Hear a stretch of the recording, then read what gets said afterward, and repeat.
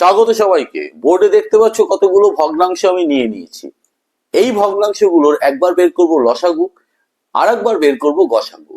প্রথমে আমরা ভগ্নাংশের লসাগু এই ব্যাপারটা একটু দেখে নিই কিভাবে বের করতে হয়। আগে একটা এরকম দাগ টেনে নেবে, দাগ টেনে উপরে লিখবে লবগুলোর বা লবগুলির লসাগু আর হরগুলির গসাগু। যদি একইভাবে আমরা ভগ্নাংশের গসাগু বের করি তাহলে কি হবে, ফর্মুলাটা কি দাঁড়াবে? একইভাবে এরকম একটা দাগ টেনে নেব, দাগ টেনে এইখানে কি ছিল, লসাগু।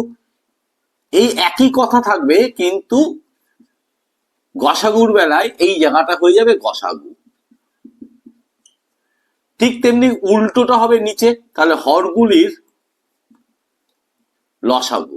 এবার এই যে ফর্মুলা দুটো একসাথে আমি লিখলাম, ইচ্ছা করে লিখলাম, কারণ ছাত্রছাত্রীদের ক্ষেত্রে এই ফর্মুলা অ্যাপ্লাই করার ক্ষেত্রেই তাদের গুলিয়ে যায়।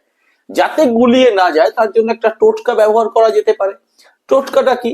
টোটকাটা হচ্ছে ভগ্নাংশের ক্ষেত্রে লসাগু বের করি আর গসাগু বের করি, ওপরে কথাটা মনে রাখবে।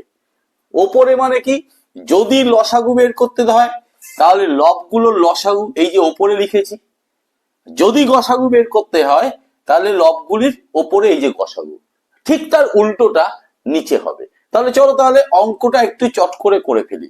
এই জায়গাটায় প্রথমে লবগুলির লসাগু, লব কারা, 2 4 5 7, তাহলে লসাগুটা বের করি। 2, 4, 5, 7 কত যাচ্ছে? 2 অক্ষে 2, 2 দুগুণে 4, 5, 7, আর কি যায়? আর যায় না। তার মানে লসাগু হবে 2 অক্ষে 2, 2 2 4, 4 5 20, 20 ইন্টু 7 140। তাহলে ওপরে কি বসিয়ে দেবো? 140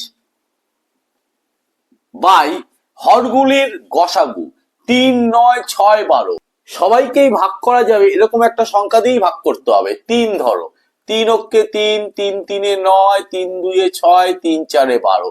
আর কোনো সংখ্যা খুঁজে পাওয়া যাচ্ছে না, এদের সবাইকেই ভাগ করা যাবে। তাহলে এক্ষেত্রে গসাগু কত হয়ে গেল? 3। তাহলে 3 হয়ে গেল। এটাকে তুমি যদি একটু ভাগ করো তাহলে কি হবে? 3 4 12, 3 6 18 মিশ্র ভগ্নাংশে প্রকাশ করে দিলে 2/3। একই রকম ভাবে তাহলে গসাগুটাও বের করি, একবারে করছি। 2 4 5 7, এদের গসাগু কত হবে? 2, 4, 5, 7, এদের গসাগু বের করতে হবে।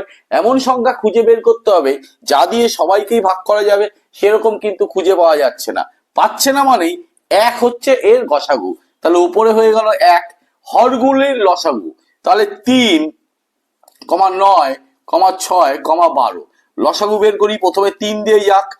3 3 9, 3 2 6, 3 4 12। আবার 2 দিয়ে 1 3 1 2, 2 3 6, 6 দুগুণে 12, 12 3 36। তাহলে হরগুলির লসাগু হয়ে গেল 36। আশা করি একটা অঙ্ক করলে লসাগু এবং গসাগু সংক্রান্ত ভগ্নাংশের যত সমস্যা হতে পারে সব তোমরা পারবে। একটা অঙ্কই যথেষ্ট শেখার জন্য। আশা করছি শেখাতে পেরেছি। যদি শেখাতে পারি তবে অবশ্যই লাইক করবে, কমেন্ট করবে, আর যদি শেয়ার করো খুব মজা পাবো। চ্যানেলটিকে সাবস্ক্রাইব করবে, সাবস্ক্রাইব করে বেল আইকন বাটনটি প্রেস করে দিয়ে অল নোটিফিকেশনটা চালু করে দেবে। আজকের জন্য টাটা, বাই।